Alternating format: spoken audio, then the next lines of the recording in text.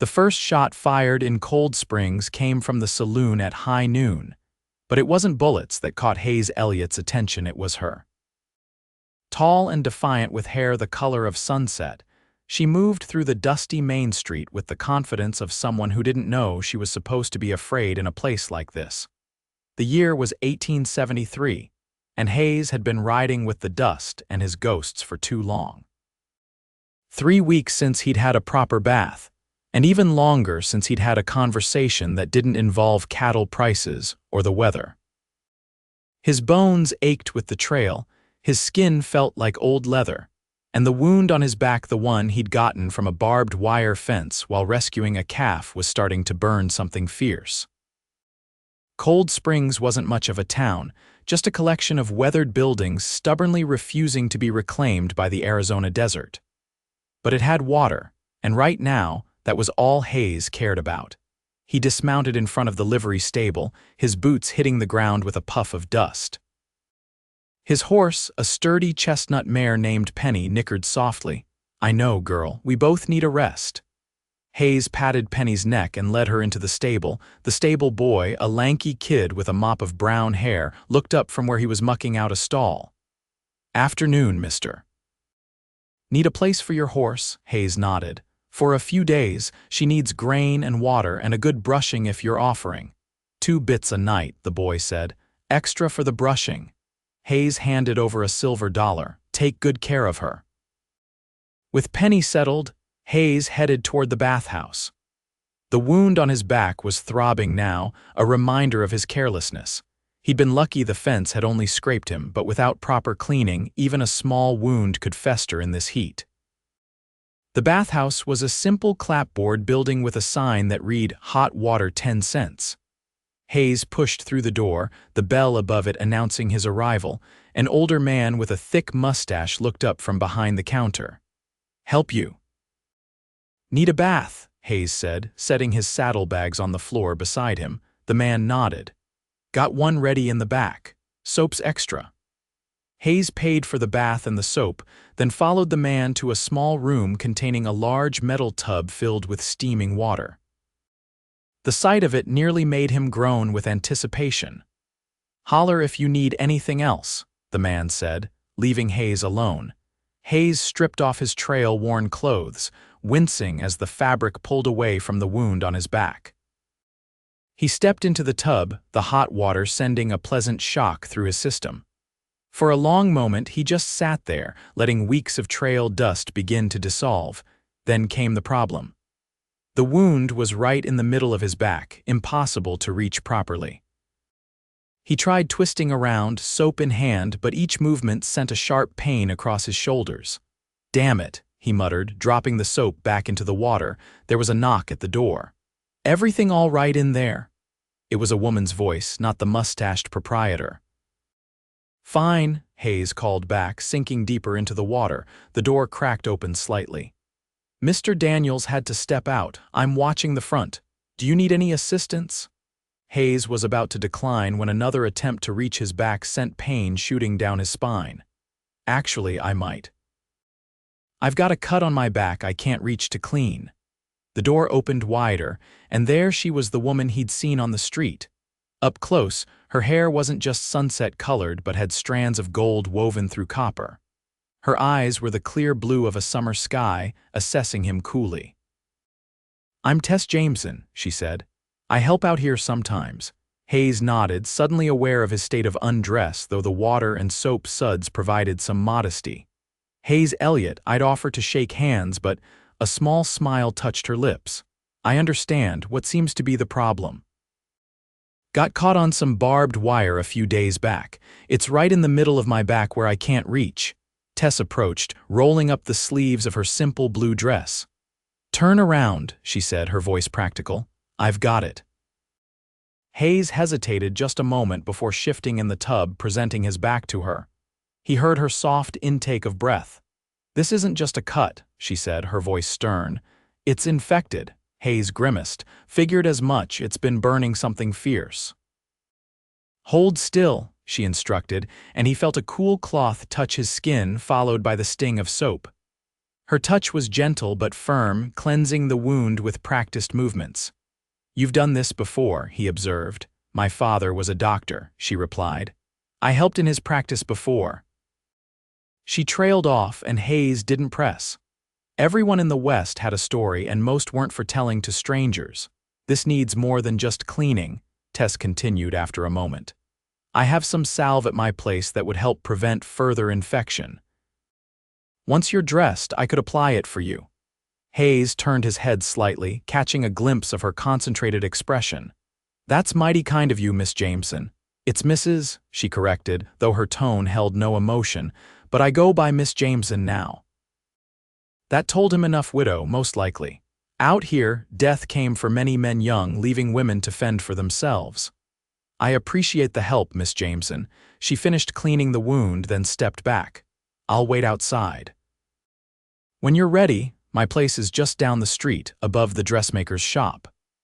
After she left, Hayes completed his bath quickly, the pain in his back now a clean, sharp ache rather than the dull burning of before. He dressed in the cleanest clothes from his saddlebag, a faded blue shirt and worn denim pants, and collected his belongings. Tess was waiting for him in the front room, speaking with a young woman who must have been Mr. Daniel's replacement. She looked up when Hayes entered. "Ready?" she asked, and he nodded. They walked side by side down Cold Springs Main Street, the afternoon sun casting long shadows. Hayes noticed how people nodded respectfully to Tess, some with curiosity in their eyes as they glanced at him. "Small town," Hayes commented. "Small enough that a strange man walking with the widowed seamstress causes talk," Tess replied, a hint of amusement in her voice. "Is that what you are, a seamstress?" "Among other things. In a place like Cold Springs, you learn to be useful in many ways." Her place was a small apartment above a shop with a sign reading Jameson Dressmaking. It was neat and modest, with a sewing machine by the window and fabric carefully folded on shelves. "Sit," she instructed, pointing to a wooden chair, "and remove your shirt." Hayes did as told, wincing slightly as he pulled the fabric over his head. Tess moved around behind him, and he heard her opening jars and cabinets. "How long have you been in Cold Springs?" he asked, wanting to fill the silence. 3 years, she answered. "Since my husband died." "I'm sorry for your loss." Her hands paused briefly on his back. "Thank you, it was unexpected." Hayes felt her apply something cool to the wound, her fingers working with precision. "You're a long way from anywhere," Tess observed. "What brings you through our little town?" "Delivering a herd to a ranch north of here," Hayes replied. "Thought I'd take a few days' rest before heading back to Texas." "Texas," she repeated. "That's a fair distance." "Been riding that trail for 5 years now. Gets longer every time, seems like." Her hands moved methodically across his back, spreading the salve. It smelled of herbs and something else he couldn't place, but the burning sensation began to ease almost immediately. "This will need to be applied twice a day," she said. "For at least 3 days." Hayes turned slightly. "Are you offering to doctor me for 3 days, Miss Jameson?" Her eyes met his, and for a moment, something passed between them, a recognition, perhaps, of similar souls. "I'm offering to teach you how to apply it yourself," she replied. "Though reaching your back will still be a problem." Hayes smiled. "Then I might have to impose on your kindness a bit longer." She stepped back, wiping her hands on a clean cloth. "I close the shop at 6. Come by then and I'll reapply the salve." Hayes stood, carefully putting his shirt back on. "I'm obliged to you, Miss Jameson." "It's what neighbors do," she said simply. Though they both knew he was no neighbor. As Hayes left, he found himself looking forward to evening in a way he hadn't anticipated when riding into Cold Springs that morning. The hours passed slowly. Hayes secured a room at the modest hotel, rested, and then wandered through the town. It was the kind of place that had sprung up around a stagecoach stop and survived by sheer stubbornness. The saloon was doing steady business, and the general store had a decent selection of supplies. At the Mercantile, he purchased a new shirt and some necessities, aware that his appearance might matter more than usual when he returned to Tess's place.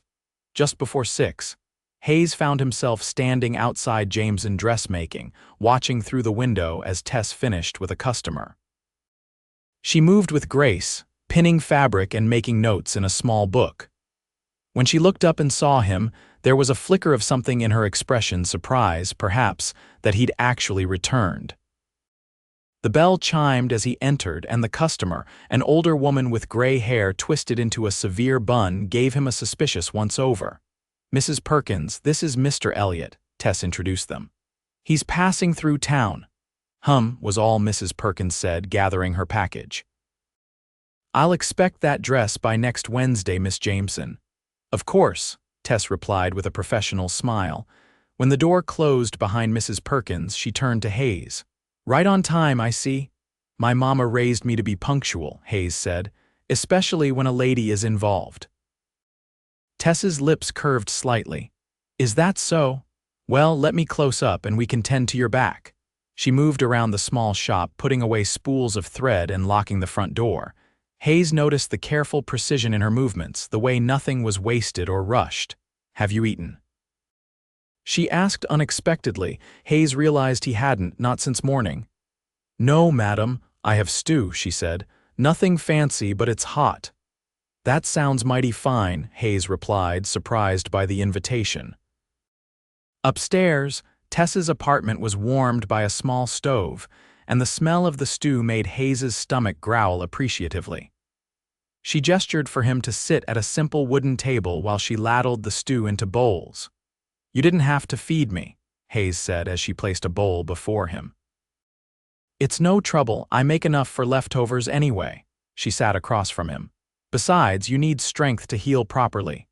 They ate in companionable silence for a few minutes.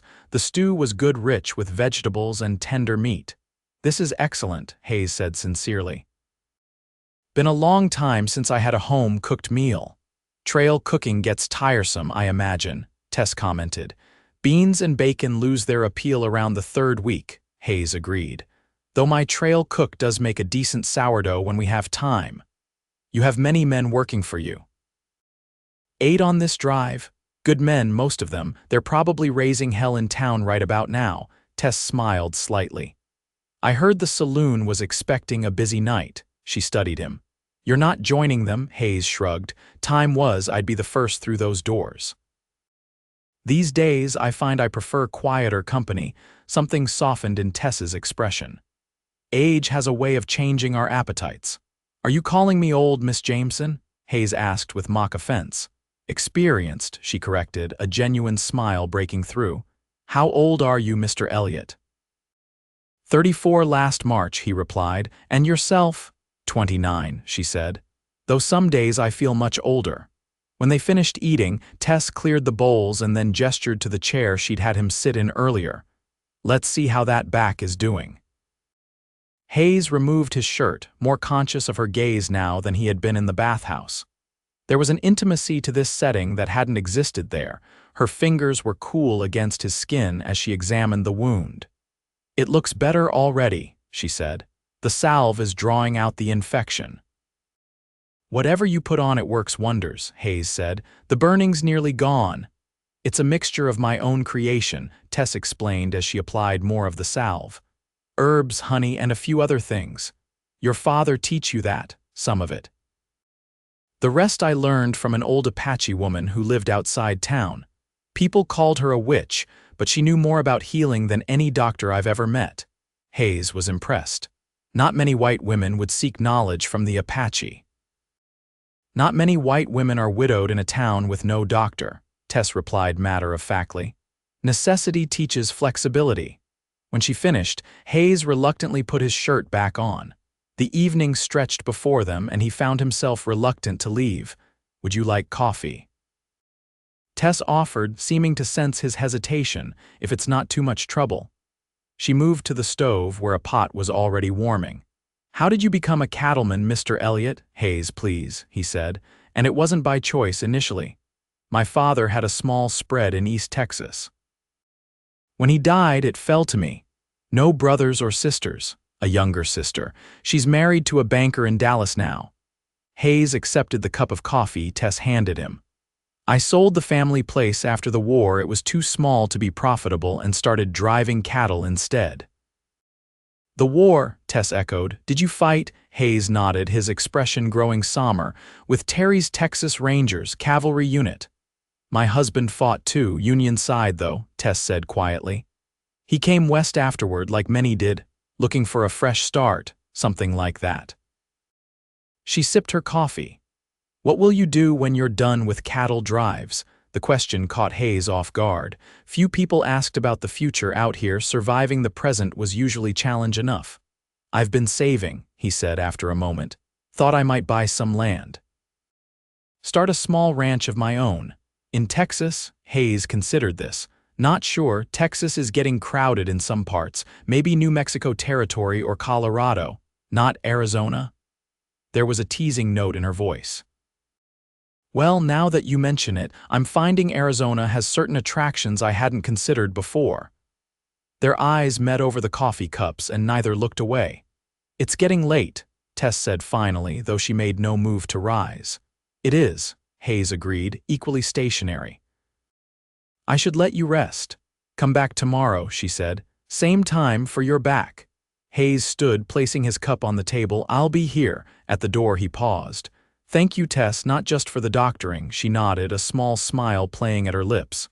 Good night, Hayes. He walked back to his hotel room with a lightness in his step that had nothing to do with his healing back. The next morning, Hayes attended to business. He checked on his men, most of whom were nursing hangovers in the hotel or the livery stable where some had chosen to sleep. He sent telegrams to the ranch owner about the successful delivery and to his foreman in Texas. Then he visited the general store to purchase supplies for the journey home.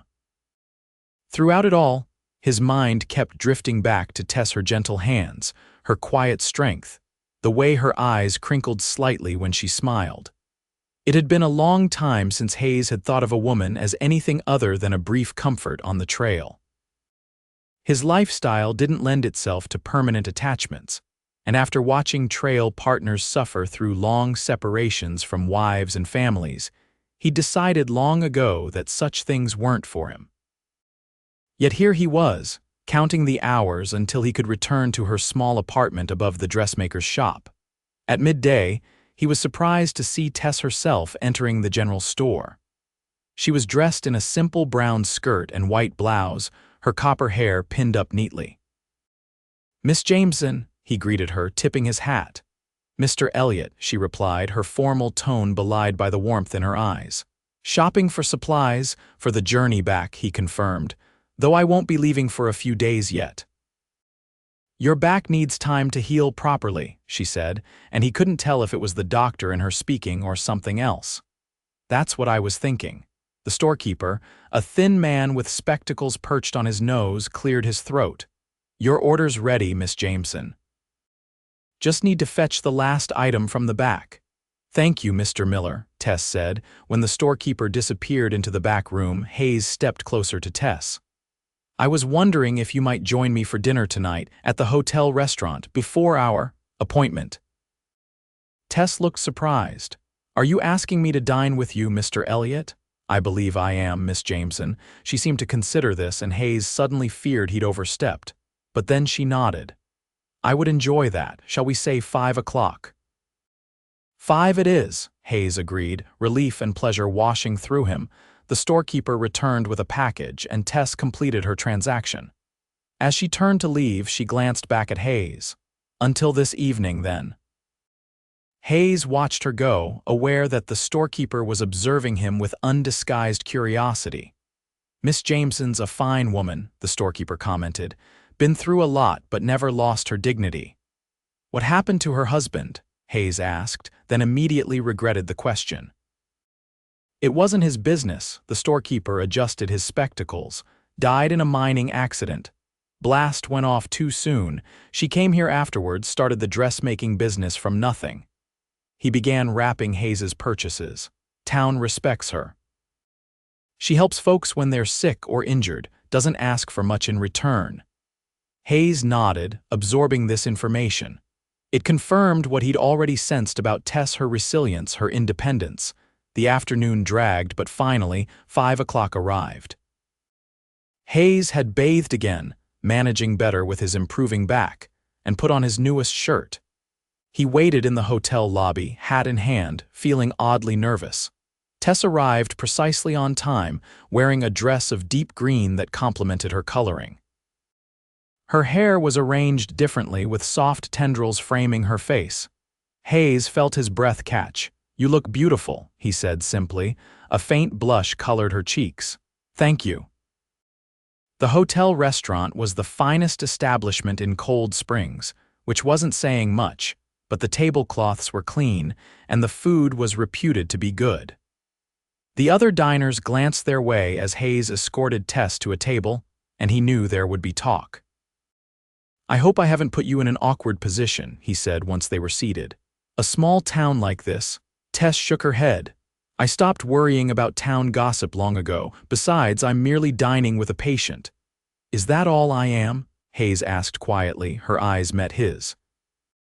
"What do you want to be, Hayes?" It was a direct question, and he appreciated her forthrightness. "I'm not entirely sure," he admitted, "but I know I've thought about little else but you since yesterday." Tess looked down at her menu, but he could see a small smile playing at her lips. "That's rather forward of you, Mr. Elliott." "I've found life's too short for anything else," he replied. Their dinner was simple but good: roast beef, potatoes, and fresh bread. They talked easily, learning about each other in the ways that matter. Hayes told her about growing up in East Texas, about the war years he tried to forget, about his dreams of a place of his own. Tess spoke of her childhood in Missouri, her father's medical practice, her brief marriage to a man with gold fever. "He was kind," she said of her late husband, "but restless, always looking for the next big strike." "And you?" Hayes asked. "What are you looking for?" Tess considered this. "Stability, I suppose, a life where I don't have to worry about tomorrow quite so much." "Have you found that here in Cold Springs?" "Parts of it," she said. "I have my business, a roof over my head, but sometimes I wonder if there's more." When dinner was finished, they walked back to her place in the gathering dusk. The town was quiet, most activity centered around the saloon at the far end of the street.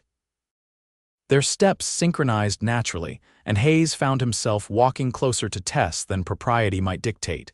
In her apartment, the familiar ritual of treating his back now carried new meaning.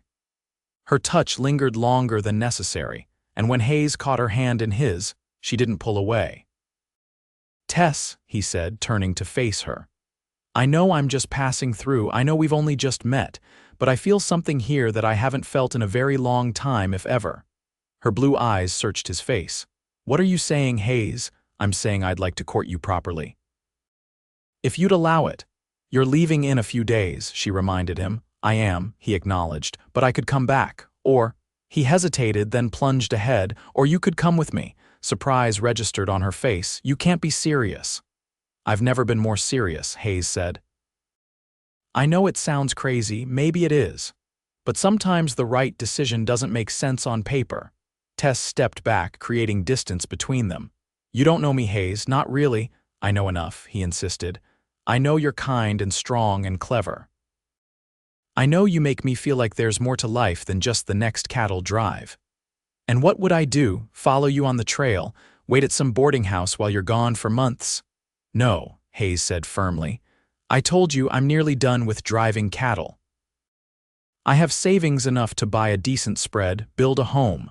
Tess shook her head, though whether in denial or disbelief, Hayes couldn't tell. "This is madness. You'll ride out of town and forget all about me."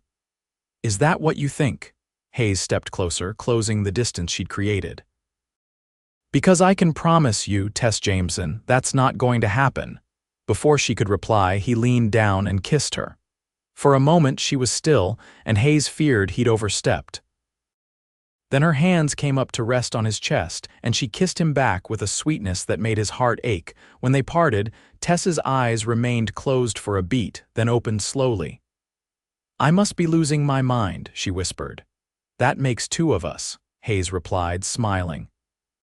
She stepped back, but this time it wasn't to create distance, it was to collect her thoughts. "I need time, Hayes. This is unexpected." "Of course," he agreed immediately. Take all the time you need, I'm here for 3 more days. 3 days to decide the rest of my life, she said with a small, disbelieving laugh. Hayes took her hand. 3 days to decide if you want to find out what could be, the rest we figure out together. Later, walking back to his hotel, Hayes wondered if he'd lost his mind. Asking a woman he barely knew to uproot her life and follow him.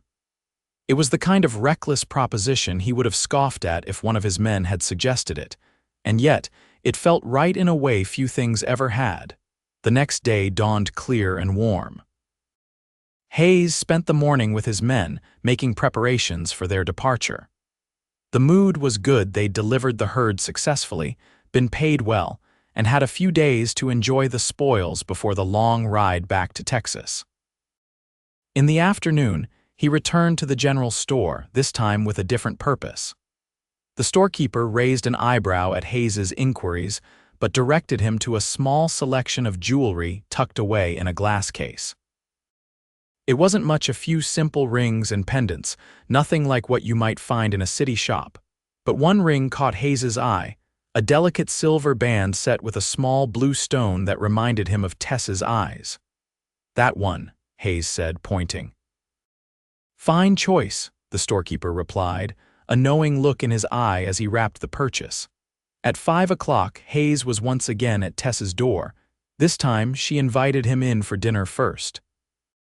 She'd prepared a meal even better than the previous night's stew: roast chicken, fresh vegetables, and biscuits that melted in his mouth. If you're trying to convince me of your value as a traveling companion, the cooking alone might do it, Hayes joked as he finished his second biscuit. Tess smiled, but there was a thoughtfulness in her expression. I've been thinking about what you said. Hayes set down his fork, giving her his full attention. And you're right that we don't know each other well, she began. But I've also learned to trust my instincts, and they're telling me there's something here worth exploring. Hope surged in Hayes's chest, but he kept his expression calm. What are you saying exactly? I'm saying I won't go with you when you leave, she said, and his heart sank. But then she continued, not yet, but I'm willing to see where this leads if you're serious about coming back. I am, Hayes said immediately. As soon as I get my men back to Texas, I'll return.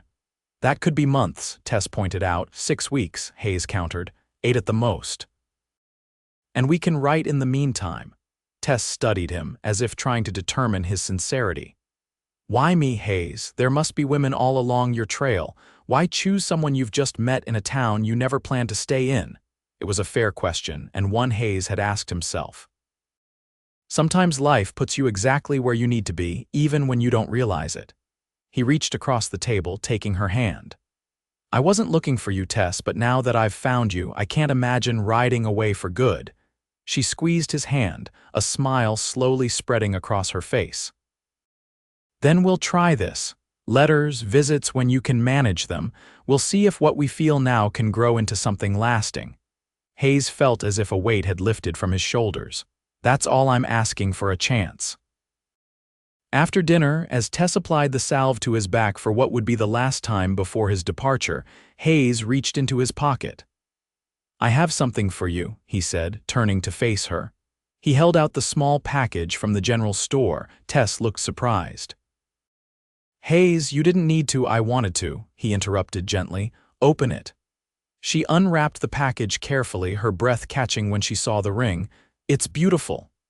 It reminded me of your eyes, Hayes said. I'm not asking for a commitment, Tess, not yet. But I want you to have something to remember me by, something to remind you that I'm coming back. Tess held the ring, examining it in the lamplight. It's perfect, she whispered, slipping it onto her finger. It fit as if made for her.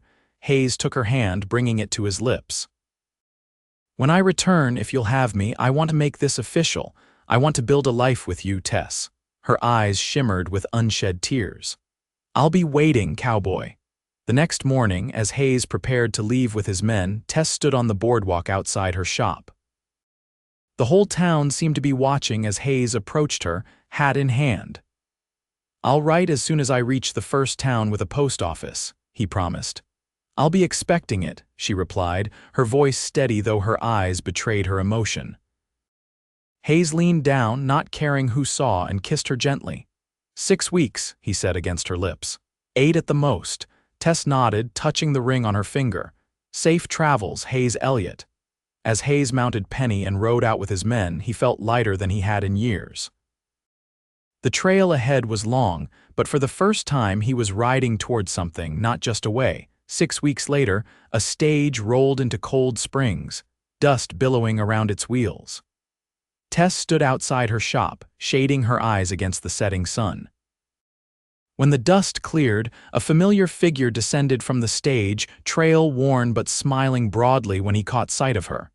"You came back," Tess said as Hayes crossed the street to her, his eyes never leaving hers. "I told you I would," he replied, stopping before her. "And I always keep my promises."